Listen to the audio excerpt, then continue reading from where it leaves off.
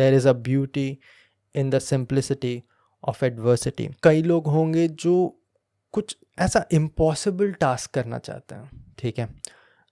अब what do I mean by impossible task, इसके लिए मुझे थोड़ा बैकग्राउंड सेट करना पड़ेगा। तुम्हें पता है क्या BAR से इंटरव्यू कितना डिफ़िकल्ट है? अगर मैं तुम्हें एक्सप्लेन करूं तो we can start from here कि उसका सिलेक्शन रेशियो 1:20 होता है, यानी कि हर 20 लोग जिनका इंटरव्यू लिया गया है उनमें से बस एक का सिलेक्शन होगा। कुछ लोग के लिए ये भी बहुत बड़ा नंबर होता है, लेकिन तुम अभी समझ नहीं रहे हो, ठीक है, ध्यान से सुनना। अल्टीमेटली वो 20 होने के लिए भी तुम्हें एक कंपटीशन बीट करना पड़ता है जिसका और भी ज़्यादा रेशियो हाई होता है। In general 1 lakh to 2 lakh लोग अपीयर करते हैं, उनमें से तुम्हारे करीब 500 लोगों को इंटरव्यू में बुलाया जाता है, कभी कभी उससे भी कम। मेरे टाइम पे 300 लोगों को बुलाया जाता है। तो 300 बाई 1 लाख भी अगर कर लो तो तुम्हें समझ में आ रहा होगा कि क्या नंबर की मैं बात कर रहा हूँ।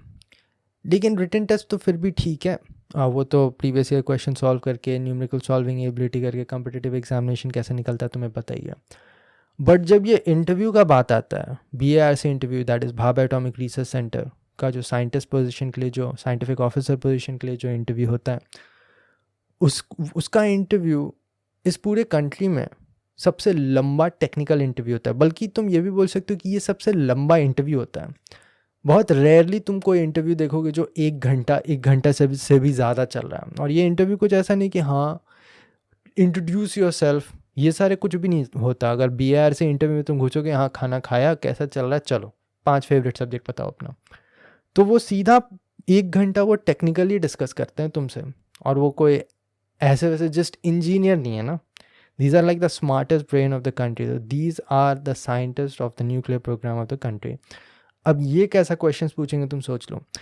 कोई भी और ऑर्गेनाइजेशन, PSUs में भी कोई अगर इंजीनियर काम कर रहा है तो they are very much like task oriented, but when I am talking about Bhabha atomic research centre, they are research oriented. So you are looking at most of them are like doctors, like PhDs, कभी कभी तो double PhDs भी दिख जाते हैं।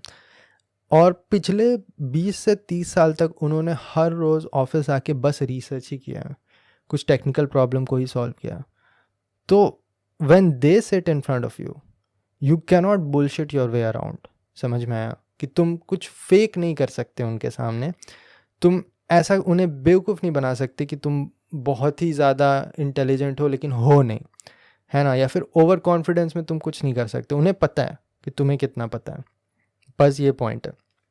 तो अगर तुम ऐसे इंटरव्यू का बात करते हो तो जब मैं लेट अस से 2017 मार्च में मैंने अगर BARC का रिटन टेस्ट क्रैक किया है और मैं सोच रहा हूँ कि मैं इंटरव्यू भी क्रैक कर पाऊँ, क्योंकि उसके जस्ट पहले मेरा गेट में परफॉर्मेंस अच्छा था नहीं। मेरा 1825 रैंक आया था गेट में, जिससे तुम्हें कुछ भी नहीं मिलता। PSU तो भूल जाओ, 1000 के अंदर ही PSUs बंद हो जाते हैं, बल्कि 500 के ऊपर वालों को चांस नहीं मिलता। 500 ऑल इंडिया रैंक के ऊपर वालों को, मेरा ऑल इंडिया रैंक 1825 था। IIT से भी मास्टर्स वास्टर्स कुछ नहीं मिलता। तो मेरा बहुत ऐसा सिचुएशन बन रहा था कि मोस्ट लाइकली मुझे ड्रॉप लेना होगा और फिर से तैयारी करना होगा, जबकि मैं ऑलरेडी ड्रॉप ले चुका हूँ। मतलब ग्रेजुएशन मैंने 2016 में किया, अभी 2017 के एग्ज़ाम्स दिए, वो निकला नहीं। उसके जस्ट पहले इंजीनियरिंग सर्विसेज दिया था जनवरी 2017 में, उसका प्रीलिम्स क्लियर नहीं हुआ था। BARC मैंने मार्च में दिया, वो क्लियर हो गया। फिर मैंने ISRO दिया May 7, 2017 में, वो मुझे देख के ही पता चल गया कि ये तो नहीं निकलने वाला। और मेरा इंटरव्यू है BARC का 2017 में। मतलब कि बस एक ही जॉब का मुझे थोड़ा सा चांस लग रहा है कि यही जॉब मुझे मिल सकता है, नहीं तो मुझे ड्रॉप लेना पड़ेगा। यही सिनेरियो। और ऑलरेडी ड्रॉप ले चुके हो, फिर 2 साल ड्रॉप हो जाएगा, फिर अगले साल निकला कि नहीं निकला किसी को नहीं पता, ठीक है। फिर तुम क्या करोगे पता नहीं। तो अभी मेरा सिचुएशन ऐसा है कि डू और डाई। और जब मैं बाकी लोगों से पूछ रहा हूँ जिन्होंने भी पिछले साल लेटर से BARC में इंटरव्यू में अपीयर किया, या फिर मैं जिस कोचिंग इंस्टीट्यूट में था उसके भी थोड़े सेशंस होते रहते थे गाइडेंस के लिए कि हाँ ऐसे ऐसे इंटरव्यू करते, सबको यही बोल रहे हैं कि मतलब ये तो बहुत ही ज़्यादा नेक्स्ट टू इम्पॉसिबल इंटरव्यू है। इवन जिस कोचिंग इंस्टीट्यूट में मेरा वो गाइडेंस सेशन था, उसने 1 घंटे का सेशन लिया, जिसमें से 30 से 40 मिनट उसने IOCL इंटरव्यू के बारे में बात किया, 10 मिनट उसने ONGC इंटरव्यू के बारे में बात किया, 5 मिनट उसने बकवास किया और फिर 5 मिनट उसने बोला कि देखो भाई BARC इंटरव्यू तो ऐसा होता है कि वहाँ पे तुम्हें जाना है, सर टेकना है और भगवान को याद करके बोलना है कि मेरा हो जाए और मुझे यहाँ पे 1 साल रहने का मौका मिले, बस इतना ही मुझे आता है। और उसे भी क्या पता वो कौन सा खुद से BARC का इंटरव्यू क्रैक करके आ रहा है। वही बात है कि मतलब ऐसे इंसान को खोजना इतना नेक्स्ट टू इम्पॉसिबल था जिसने BARC इंटरव्यू क्रैक किया कि मैं तुम्हें क्या बताऊँ। आज तुम वैसे को देख रहे हो जिसने बस BARC नहीं, वहाँ पे जाके वहाँ पे ट्रेनिंग स्कूल भी कंप्लीट किया, साइंटिफिक ऑफिसर का पोजीशन भी होल्ड किया, उसके बाद इसरो भी क्रैक किया। तुम वैसे से डायरेक्टली बात कर रहे हो, ठीक है। उस टाइम पे तो वैसे लोग मिथ थे कि मतलब वैसे लोग तो शायद सीधा परियों के साथ ऊपर जहन्नुम में रहते हैं, ठीक है। तो पॉसिबल ही नहीं था कि तुम किसी से मिल ही लोगे, इतना तो मतलब इतना कनेक्शन कांटेक्ट बहुत मुश्किल होता है। तुम किसी ऐसे से बात करोगे जिसने शायद इंटरव्यू में अपीयरेंस दिया और फिर मैक्सिमम लोगों का भी देखो 20 लोग दे रहे हैं उसमें से 19 का रिजेक्शन है, तो वो 19 आके लोग क्या बोलेंगे, भाई इम्पॉसिबल नहीं होगा, होना ही पॉसिबल नहीं है, पता नहीं वो क्या खोज रहे हैं। सबको ये बोलते थे कि it is like you have to be extraordinary, you have to be extraordinary. इसलिए मेरे बुक का पहला चैप्टर भी है कि ordinary is the father of extraordinary. वो तुम्हें मीनिंग थोड़ा और समझ में आएगा जब तुम पहला चैप्टर ही पढ़ोगे। मतलब यही मैं बोल रहा हूँ, वो बुक का स्टार्टिंग ही इतना स्ट्रॉन्ग है ना कि तुम्हें लगे कि कितना खतरनाक कुछ बुक है।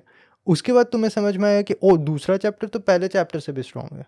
फिर तुम्हें ओ तीसरा चैप्टर तो सेकेंड चैप्टर से भी स्ट्रॉन्ग है, और वो कभी रुकता ही नहीं है।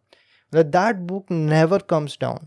जब तुम पढ़ोगे, और ये पॉडकास्ट अगर तुम थोड़ा बाद में सुन रहे हो वो उस बुक आने के बाद, तब तुम्हें पता चलेगा कि ये बुक बस कंटिन्यूसली राइज ही करते जाता है। और कोई भी स्टोरी में ये बहुत डिफ़िकल्ट होता है प्लॉट करना, कुछ ऐसा प्लॉट जिसमें कभी डाउन्स ही नहीं आ रहे। क्योंकि क्या होता है ना कि हैप्पीनेस रिलेटिव होता है ना, तो तुम्हारे अगर कभी तुम्हारा डाउन आता है फिर राइज करना बहुत ईजी है, लेकिन वो कंटिन्यूस रैम्पिंग अप वो डिफ़िकल्ट होता है। बट वो बुक ऑटोमेटिकली ऐसा बना है कि उसका हर एक चैप्टर पिछले चैप्टर से बेटर है, बट उसका फर्स्ट चैप्टर भी ऐसा है कि यू विल गेट हुक्ड। बल्कि उसका प्रोलॉग भी ऐसा है कि तुमने अगर उसका पहला 2 पन्ना भी पढ़ लिया तो ऐसा हो ही नहीं सकता कि तुम और नहीं पढ़ना चाहो। आई बेट यू, मतलब उसके लिए तो तुम्हें पैसे भी देने की ज़रूरत नहीं है। तुम अमेज़ॉन में जाके पहला 2 पेज पढ़ सकते हो, तुम्हें खुद ही समझ में आ जाएगा what I am talking about. तो आइडिया ये है कि this is an interview that is next to impossible, और a lot of people say it is impossible. तुम्हें कुछ गॉड गिफ्टेड इंटेलिजेंस रहेगा तब तुम इस इंटरव्यू को क्रैक कर पाओगे। मैं तुम्हें बता रहा हूँ, जब तक मैंने वीडियोस बनाना एक लाइन से स्टार्ट नहीं किया था कि BARC इंटरव्यू कैसे क्रैक करते हैं, मैंने सारे डिसिप्लिन का बना दिया। फिजिक्स से लेकर मेटलर्जी से लेकर मैकेनिकल से लेकर इलेक्ट्रिकल, इलेक्ट्रॉनिक्स, कंप्यूटर साइंस, सारे डिसिप्लिन का बना दिया। क्योंकि मेरे इतने सारे कॉलीग्स थे, सबसे मैंने बात किया धीरे धीरे करके। वो सीरीज़ तुम देख सकते हो किस तरह से मैंने सारे ब्रांचेस को कवर किया। लेकिन जब तक मैंने ये सारे बात करना स्टार्ट नहीं किया था, कोई गाइडेंस ही नहीं था इस इंटरव्यू का। किसी को पता ही नहीं था कि ये इंटरव्यू कैसे क्रैक करते हैं। सबको यही लगता था कि भाई जो बहुत ही ज़्यादा मतलब टॉपर वाला दिमाग, इंटेलिजेंट दिमाग है किसी का बहुत ही ज़्यादा, वही कर सकता है। अब तुम बताओ, मेरा गेट में 1825 रैंक आ रहा है, मेरा कोई भी PSU से कॉल नहीं आ रहा, मेरा किसी भी IIT से कॉल नहीं आ रहा, और मेरा और कोई भी एग्ज़ाम क्रैक नहीं हुआ, बस यही एग्ज़ाम क्रैक हुआ, तो मैं कहाँ से सोचूं कि मैं एक्स्ट्राऑर्डिनरी हूँ। तो एक तो मेंटल हैंडीकैप ऐसे ही लग जाता है इंसान का फेलियर के बाद।